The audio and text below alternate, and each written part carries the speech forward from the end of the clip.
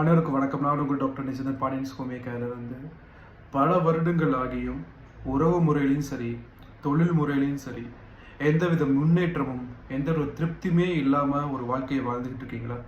உங்களுக்கு உண்டான வீடியோ குறிப்பு தான் இது.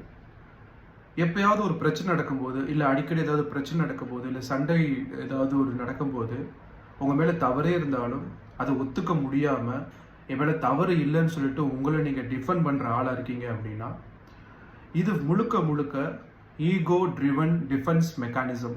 பொதுவாகவே நமக்குள்ள யாராவது ஒருத்தவங்க கிரிட்டிசைஸ் பண்ணுறாங்க, ஏதாவது தவறாக நம்மளை சுட்டி காட்டுறாங்க அப்படின்னா ஒரு டிஃபென்சிவ் போகும். அதை நம்மளை பாதுகாக்கிறதுக்காக நம்மளுக்கு தேவையான வார்த்தைகளும் செயல்களையும் செய்ய ஆரம்பிப்போம். ஆனால் இதுவே ஈகோனால நம்ம டிஃபென்ஸ் பண்ணோம் அப்படின்னா உண்மையான கள நிலவரம், அதாவது எல்லா பக்கமும் நியாயம் இருக்கும், ஆனால் பொது நியாயம்னு ஒன்று இருக்கும், ஜென்ரல் ஜஸ்டிஸ்ன்னு.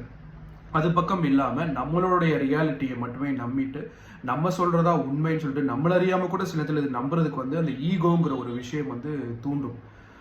அப்படி பண்ணும்போது நம்மளால் ஒரு பிரச்சனையை ஏற்றுக்க முடியாது. அக்னாலேஜ் த ப்ராப்ளம்னு சொல்லிட்டு ஒரு வார்த்தை இருக்குது. அதை ஏற்றுக்கிட்டால் மட்டும்தான் ஒரு தவறில் இருந்தால் மனுஷன் நிறையா விஷயங்களை கற்றுக்க முடியும். இதே மாதிரி தான் தவறை ஏற்றுக்கிட்டு அதில் என்ன சரி பண்ணால் நம்ம தவறை அடுத்து பண்ணாமல் இருப்போமோ அப்படி பண்ணால் மட்டும்தான் நம்மளால் அடுத்த கட்டத்தை நோக்கி போக முடியும்.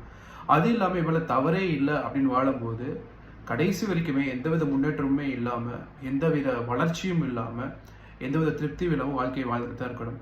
ஸோ அக்னாலேஜ் த ப்ராப்ளத்தை ஃபஸ்ட்டு ஏற்றுக்கு பக்குவத்தை கொண்டு வாங்க.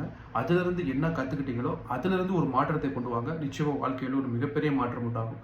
தேவைப்படுற குறிப்பை நீங்கள் பார்க்குறீங்க. நெக்ஸ்ட் குறிப்பில் வேறு ஏதாவது விஷயங்களை பற்றி நம்ம தொடர்ந்து பார்க்கலாம். நன்றி.